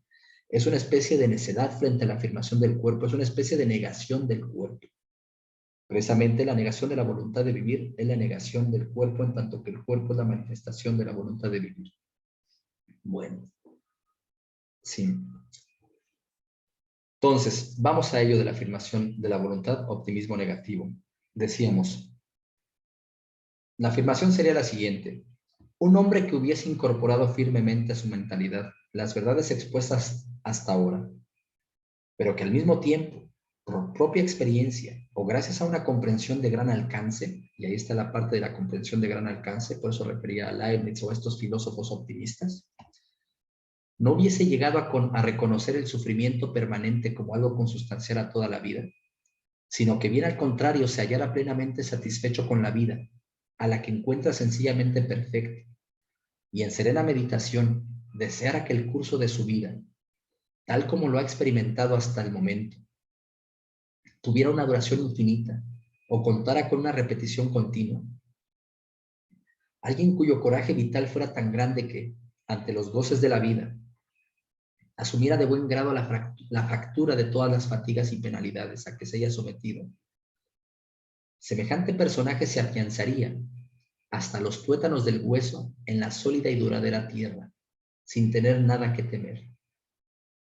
Vería con indiferencia esa muerte que acude presurosa sobre las alas del tiempo, al considerarla como una falsa ilusión, un espectro desvaído que puede asustar al débil, mas carece de poder alguno sobre él, quien se sabe lo mismo que aquella voluntad, cuya objetivación o reflejo es el mundo entero. Algo a lo que siempre le corresponde con certeza la vida y también el presente, el cual es propiamente la única forma del fenómeno de la voluntad. Alguien a quien no puede asustar un pasado o un futuro infinitos en donde él no existiera, dado que considera esto como una falsa apariencia y el velo de Maya. Alguien que, por todo ello, habría de temer tan poco a la muerte como el sol a la noche. Alegóricamente, Krishna coloca en ese punto de vista a su discípulo Arjuna en el Bhagavad Gita, y la muerte de miles no lo detiene. La imagen del Prometeo de Goethe es clara al respecto. Aquí estoy yo. Formo hombres a mi imagen, una estirpe que me sea igual. Los formo para sufrir, para llorar, para disfrutar y alegrarse, y para que no te respeten al igual que yo. Respecto a esta consideración que nos ha referido Arthur Schopenhauer, menciona que a Giordano Bruno y a Spinoza le estorban sus errores. A Bruno le falta una ética, y a Spinoza, aunque tiene una bella ética, esta está introducida por medio de sofismas, es decir, es una ética lógica. Le parece a Arthur Schopenhauer que es, por tanto, lo más contrario a lo que podría ser una iluminación filosófica en este ámbito. Bruno, Spinoza. A Bruno, por ejemplo, ambos serán considerados por Arthur Schopenhauer como, digamos, panteístas, para decirlo de esta manera, como panteístas. El mismo Bruno se rompen, digamos, los lugares, se rompen las posiciones en el cosmos y todo viene a ser centro y todo viene a ser periferia, es decir, todo viene a encontrarse de alguna manera en una misma situación. Este tipo de filósofos los considera Arthur Schopenhauer optimistas. Optimistas, más que a Leibniz. A Leibniz no lo considera, digamos, o lo considera pobremente filósofo, sobre todo por cómo levanta el estandarte del optimismo, por decirlo así, o más bien se le atribuye el estandarte del optimismo, no es que él realmente lo levante, ni siquiera el término estaba todavía erigido, y más bien la disputa que alrededor de ello se hará, mostrará a algunos intelectuales, a algunos filósofos, incluso inconformes con que se les señale a Leibniz de optimista, o al menos a Leibniz, y no igual que a Platón, Aristóteles, Agustín, Descartes, etc. Es decir, todos los filósofos en ese sentido, si tienen un mundo que nos manifiesta un orden, han solido ser optimistas, o más bien tienden a ser optimistas, como menciona, por ejemplo, Moses Mendelssohn y Ephraim Lessing en ese texto que se llama Pope, un metafísico. Bueno, continúo. A este punto de vista, que es el de la afirmación de la voluntad de vivir, llegarían muchos hombres si su conocimiento marchase al unísono con su querer, es decir, si estuvieran en situación de volverse transparentes para consigo mismo, al margen de aquella ilusión. De cara al conocimiento, este es el punto de vista de la afirmación de la voluntad de vivir. La voluntad se afirma a sí misma, aun cuando a su objetivación, al mundo o a la vida, le es dada clara y cabalmente su propia esencia como representación, pues este conocimiento no estorba en modo alguno su querer, sino que esta vida, así conocida, también es querida como tal por la voluntad, tal y como lo venía siendo sin el conocimiento en cuanto pulsión ciega, solo que ahora lo es con conocimiento, de modo consciente y reflexivo. Negación de la voluntad de vivir. Se muestra cuando aquel conocimiento pone término al querer. Los fenómenos individuales conocidos ya no actúan como motivos del querer. El conocimiento global de la esencia del mundo, acrecentado por la comprensión de las ideas, ese conocimiento que refleja la voluntad, se convierte en un aquietador de dicha voluntad y hace que ésta se anule a sí misma. Son conceptos difíciles de comprender en estas expresiones genéricas de la afirmación y la negación en sus distintos grados. Ambas emanan del conocimiento, no abstracto o conceptual, sino vital, que únicamente se deja expresar por los hechos y la conducta, al margen de los dogmas que ocupan a la razón como conocimiento abstracto. Y esto me parece decisivo. Mi única meta, escribe Schopenhauer, solo puede ser presentar ambas y llevarlas al conocimiento claro de la razón, mas no prescribir una u otra, lo que sería tan necio como ineficaz, puesto que la voluntad en sí es absolutamente libre. Así como pusimos en la afirmación de la voluntad de vivir optimismo, en la negación de la voluntad de vivir tendríamos que poner pesimismo. Sin embargo, es hasta 1828 en que emplea por primera vez Arthur Schopenhauer el término pesimismo. Este libro ha salido 10 años antes. Lo pongo como optimismo-pesimismo porque se irá haciendo clara, es decir, la conciencia de la tensión entre estas dos posibilidades de comprensión del mundo. Sobre todo, a partir de la disputa que el siglo XVIII estuvo trabajando, la disputa por el optimismo. Bueno, entonces decíamos eso. Ambas emanan del conocimiento, no abstracto o conceptual, sino vital, que únicamente se deja expresar por los hechos y la conducta. Ya decíamos que, pues, Arthur Schopenhauer solo quiere presentarlas a ambas en el conocimiento claro de la razón, pero no prescribirlas. Por eso es que no podemos decir que su obra, que su ética, lo que pretenda sea prescribir, lo que pretenda sea enseñar, lo que pretenda sea concluir la negación de la voluntad de vivir.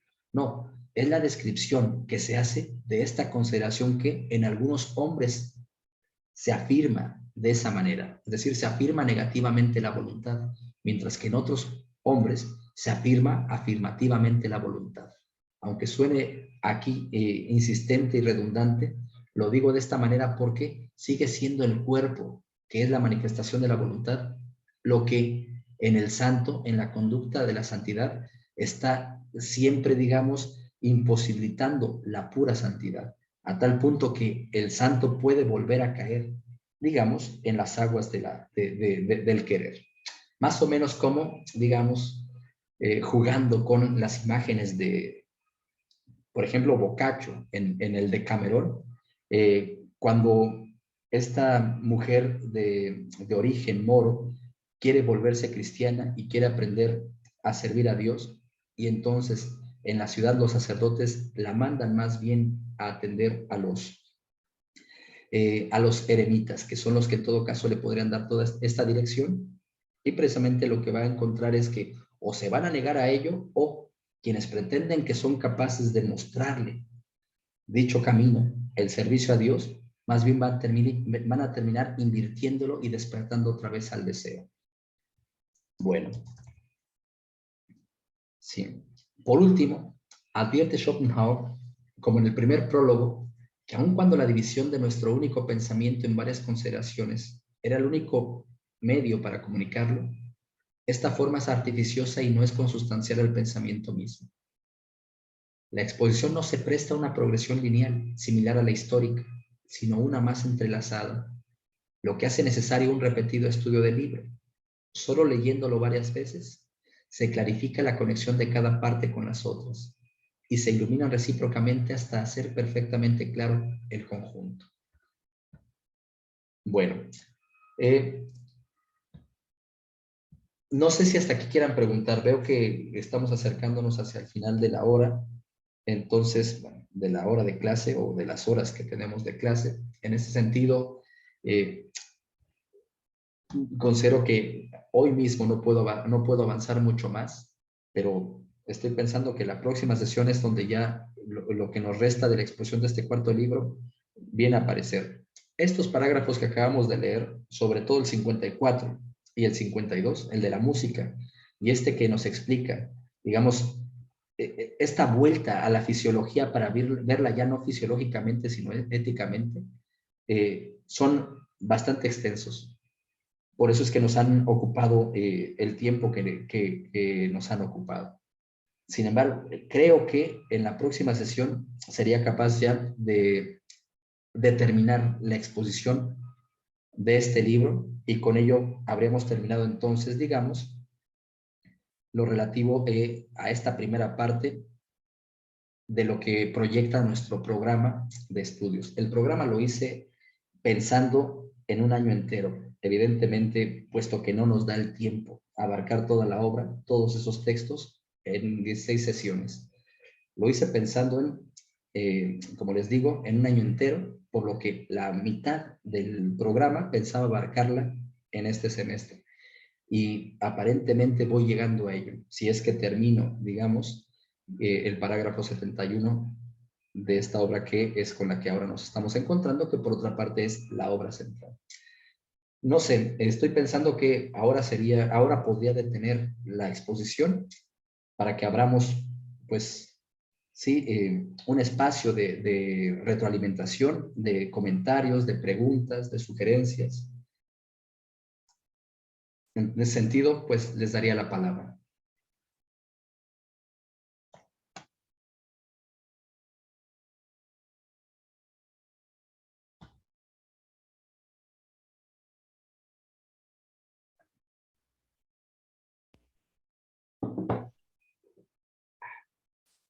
Disculpe, profesor Jesús. Edgar.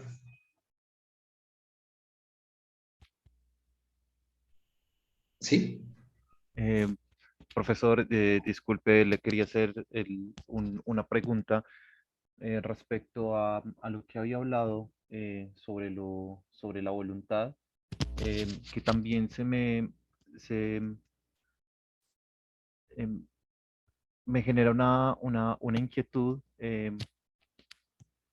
profe, cuando habla Schopenhauer también en el libro de El amor, las mujeres y la muerte, en, donde habla sobre la muerte, que también tiene un párrafo muy, eh, creo yo, profe, que también muy acorde pues con lo que usted estaba hablando, pero también pues me genera una inquietud el hecho que Schopenhauer hable y diga que en el fondo todo individuo termina siendo un error y que es la especie la que prevalece por encima del individuo. Había hablado usted anteriormente, profesor, que eso también se podía deber a que eran las ideas las que prevalecían y que era el individuo determinado de cierta u otra manera, pues siguiendo pues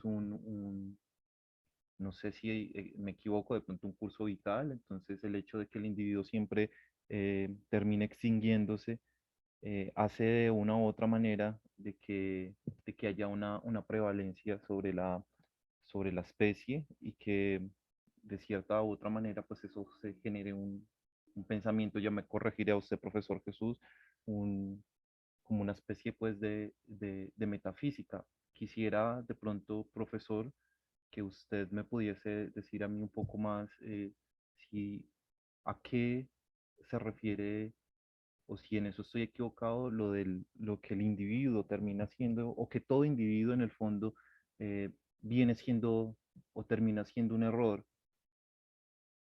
No sé, profesor, ahí que me puede contestar referente a eso. Muchas gracias, Daniel. Me parece la pregunta muy pertinente, sobre todo porque nos lleva a pensar ¿Qué significa error? ¿Qué significa error? Eh, Cuando nosotros estudiábamos el primer libro, cuando estábamos describiendo el primer libro, allí Arthur Schopenhauer considera el error precisamente como contrario a la verdad, análogamente a como la realidad es contradicha por la ilusión. En ese sentido, el error parecería que es, hasta ese momento, es simplemente, digamos, relativo a la razón, al modo en el que estoy describiendo, el modo en el que estoy interpretando las cosas. El error consistiría en ello. Pero precisamente ello nos puede llevar a esta otra noción del error, o a una noción que no está mencionando Arthur Schopenhauer, pero que también podríamos entender del término mismo, error como errar. Es decir, errar, qué quiere decir esto? Este no tener lugar fijo, no tener calma, no estar quieto. Y sobre todo me parece que visto desde esta consideración de la representación bajo el principio de razón suficiente, el no estar quieto es la constante, en tanto que una de las condiciones de posibilidad de dicho acontecer material es el tiempo, y el tiempo obliga a la materialidad a estar manifestando sucesión, estarse sucediendo en las formas que manifiesta la materialidad. La materialidad en ese sentido como transformación, me parece a mí, como transformación. Entonces, en ese sentido, en esta errática, en la materia como sustancia, todos los individuos están, o cómo decirlo, la materia está en esta errancia formal, donde se manifiesta como transforma. Allí podríamos hablar de error en ese sentido. Las transformaciones de la materia, las formas que presenta la materia, son precisamente los individuos, y eso es el error. Eso es el error, es decir, es algo que no se consolida, sino que viene a ser siempre sucedido. Por eso es que el individuo está siempre amenazado con la muerte. Entonces, en la conciencia de dicha individualidad, si esa individualidad se asume como existente de suyo, es precisamente donde viene la desolación, el desconsuelo, la muerte. Porque asumo esta individualidad como una totalidad, sin darme cuenta que más bien conociendo a cabalidad dicha individualidad, me doy cuenta que esa individualidad es no individual, sino es esencial, y eh, en ese sentido es toda la materialidad, o en otras palabras, toda la voluntad. Entonces, los individuos se suceden, las ideas se mantienen como estas tendencias fijas, no se suceden porque no acontecen en la materialidad, es decir, en el tiempo y el espacio. Los individuos sí. De allí que acontezca finalidad para el individuo y finalidad para la especie. Recordemos el parágrafo 28, cuando veíamos la consideración a través de la fisis. Finalidad para el individuo, finalidad para la especie. Yo creo que con mis acciones conquisto satisfacciones para mi individualidad. Al estar conquistando dichas satisfacciones, me obliga a estar participando de una relacionalidad que vivifica al hombre mismo, más allá de mí. En ese sentido, por ejemplo, el ejemplo más claro, más bien, para Arthur Schopenhauer está siempre en relación con lo sexual. Por eso es que en la relación sexual yo puedo procrear y pensar que lo estoy haciendo porque quiero tener una familia bella, porque quiero cumplir con los mandatos de algún libro, de alguna religión del libro, porque quiero tener herederos, porque quiero, no se nos pueden ocurrir distintas cosas por las que quiero. Esas en realidad son los engaños que en el individuo como finalidad se asumen, cuando en realidad la única finalidad que está gobernando todas esas acciones es la finalidad de la especie, que es la especie en su estarse manifestando y disputando la materia. Entonces, ¿a qué se refiere lo que el individuo termina siendo. Sí, sí. En ese sentido, ¿qué sería lo que el individuo termina siendo? Pues este enmascararse de la voluntad en la materia. Eso sería, digamos, una máscara de la voluntad en la materia, sería el individuo. Así me parece que lo podríamos decir. Una máscara de la voluntad en la materia. Eso es el individuo. Por eso presenta un aspecto, por eso presenta ciertas formas, por eso presenta. Pero si quitamos esa máscara, que es el espacio, como decimos, la máscara del tiempo, si quitamos esa máscara, se quita el individuo y queda pura tendencia. Ni siquiera sucesión, porque para poder mencionar la sucesión, tenemos que poder vincular al espacio. ¿Qué es lo que se sucede? En este caso, como lo veíamos ya en el libro segundo, ya no es una sucesión, sino lo que quedaría, es decir, la comprensión al margen de la individualidad, es la pura tendencia, la voluntad como pura tendencia. No sé si me explico. Me parece que eso es lo que podríamos decir, Daniel.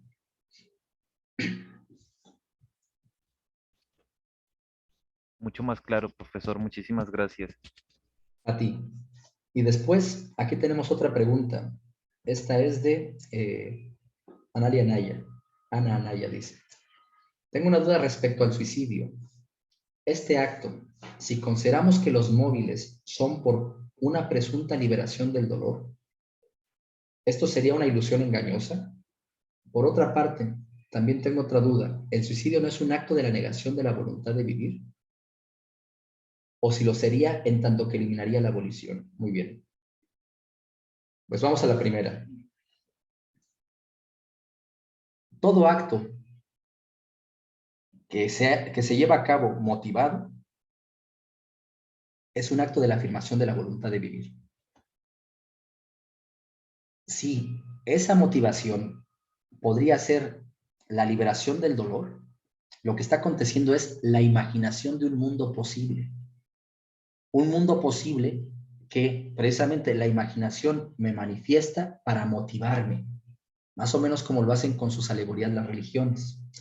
Me manifiesta un mundo posible, por ejemplo, en alguna de las religiones, ir a reconquistar Jerusalén, la Tierra Santa, o, ¿cómo decirlo?, o llevar a cabo la yihad, etcétera, etcétera. Se puede llevar a cabo ello y son este tipo de ilusiones, este tipo de fantasías que me motivan a afirmarlo.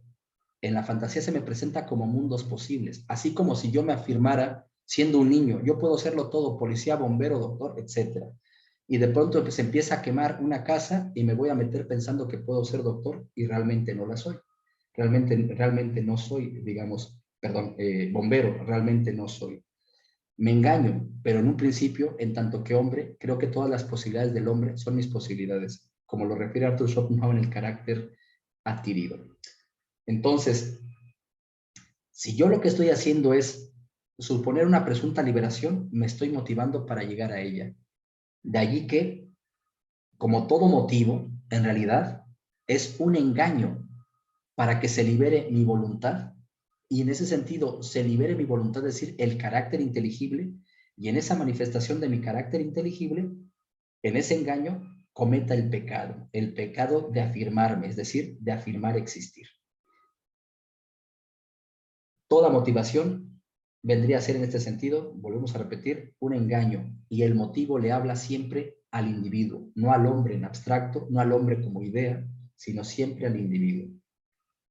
Ahora, ¿qué sucede con el suicidio?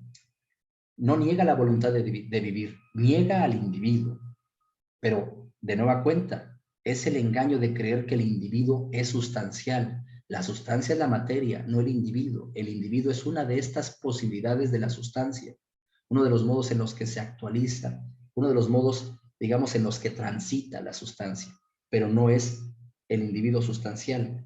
Al no ser sustancial, digamos, entonces lo que sucede cuando el individuo se mata no es que esté negando la voluntad de vivir, está negando la individualidad, es decir, está negando la manifestación de la voluntad en la individualidad, pero no la voluntad de vivir. Aquí, en el aspecto en el que lo consideramos, solamente fue en función de que el suicidio se llega a presentar incluso como una especie de remedio que aquieta la desesperación, sin resolver el problema de fondo que es el querer. Precisamente el querer que me sume en la desesperación. Como quiero emanciparme de dicha desesperación, afirmo mi querer y este va, digamos, insistiendo en ello, en manifestar su mundo, el mundo de mi querer. Cuando yo suspendo al individuo, pero no en el sentido de la estética, sino cuando yo causo la muerte del individuo, por decirlo así, lo que acontece es solamente esa máscara que se difumina, pero vuelve a aparecer otro individuo en tanto que, digamos, es la corriente infinita de la causación en la que se manifiesta esta pluralidad también infinita. Entonces, visto como negación de la voluntad, por eso es que es lo que comentaba. Un verdadero pesimista, si se entiende por pesimista una Z, no va a escribir ningún libro ni va a estar predicando ninguna doctrina. Carece de sentido. Una Z, porque hacerlo es afirmar, es una afirmación. La afirmación siempre es afirmación de la voluntad de vivir. En la Z no va a hacerlo, precisamente porque hacerlo sería que él piense que vale la pena hacerlo, que vale la pena transmitir, que vale la pena construir, en ese sentido, digamos, ciertas referencias para que se disponga de otra manera la individuación humana. Sin embargo, cuando llegamos al fenómeno del ascetismo, que es en este conocimiento profundo en el que no quiero afirmar, no quiero afirmar la voluntad de vivir a pesar de que está el cuerpo, como cuando estamos desencantados del mundo y que se hace manifiesta el hambre, pero no quiero comer, por ejemplo.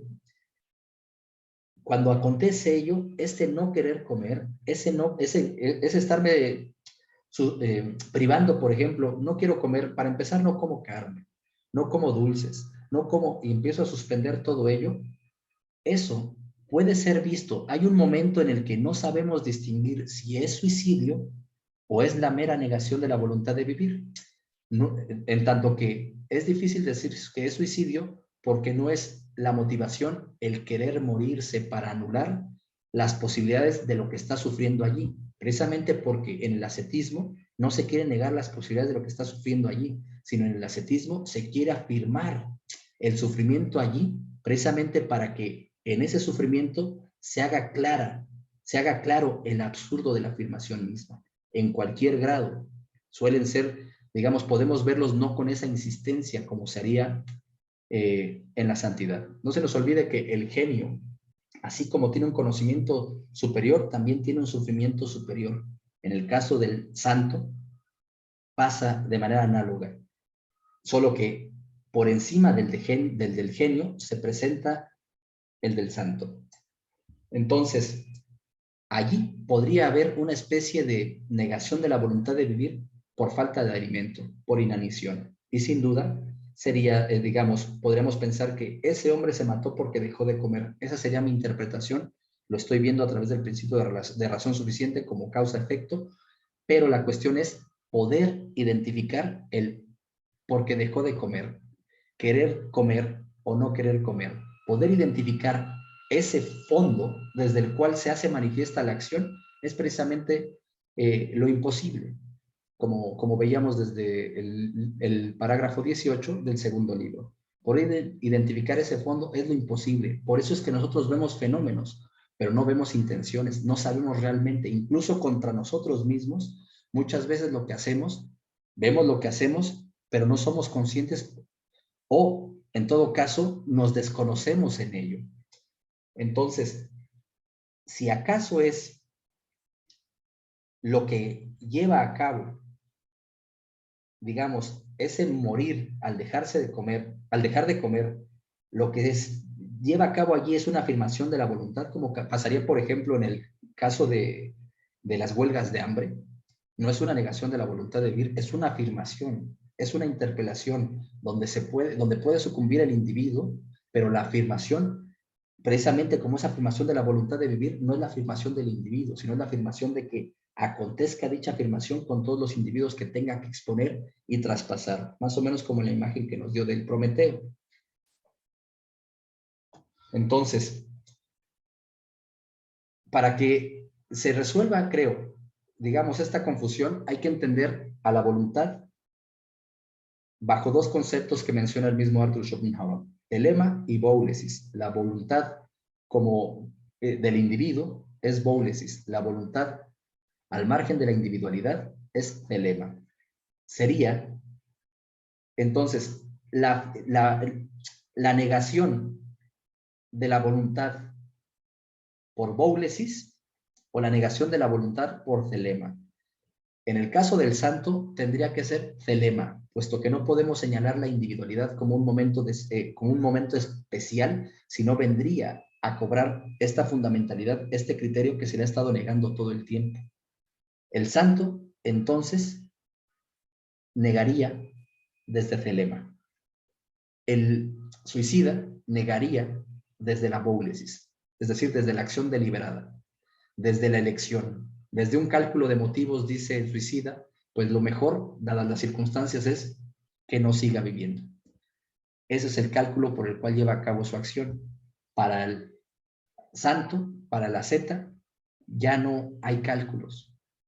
Ya no hay cálculos, es simplemente una disposición, la cual, por eso desde nuestros ojos, podría interpretarse como suicidio. Mira, dejó de comer y se murió, pero propiamente, digamos, no como nosotros, pero propiamente lo que se manifiesta allí es la negación de la voluntad, no el querer matar al individuo. No sé si me explico, Ana. Sí, sí, de hecho, con esa precisión, ya no, bueno, es que lo había visto como una implicación, ¿no? Que el suicida respecto a la voluntad de querer, pero estaba confundida y ahora ya se disipó un poco. Es que maravilla, entonces. Pues creo que ya nos pasamos, bueno, ya nos pasamos, ya estamos en el límite de nuestra hora. Voy a tener que detener aquí la sesión, pero voy a esforzarme por concentrar lo más que pueda los parágrafos que nos restan para que en la próxima sesión queden expuestos y hayamos concluido entonces esta exposición del único pensamiento de Arthur Schopenhauer, al menos en esta primera parte. Por lo demás, no me queda más que agradecerles su presencia, su participación y nos estamos encontrando la próxima semana. Hasta entonces, gracias. Hasta luego. Gracias, máster. Hasta luego. Saludos a todos y a todas. Hasta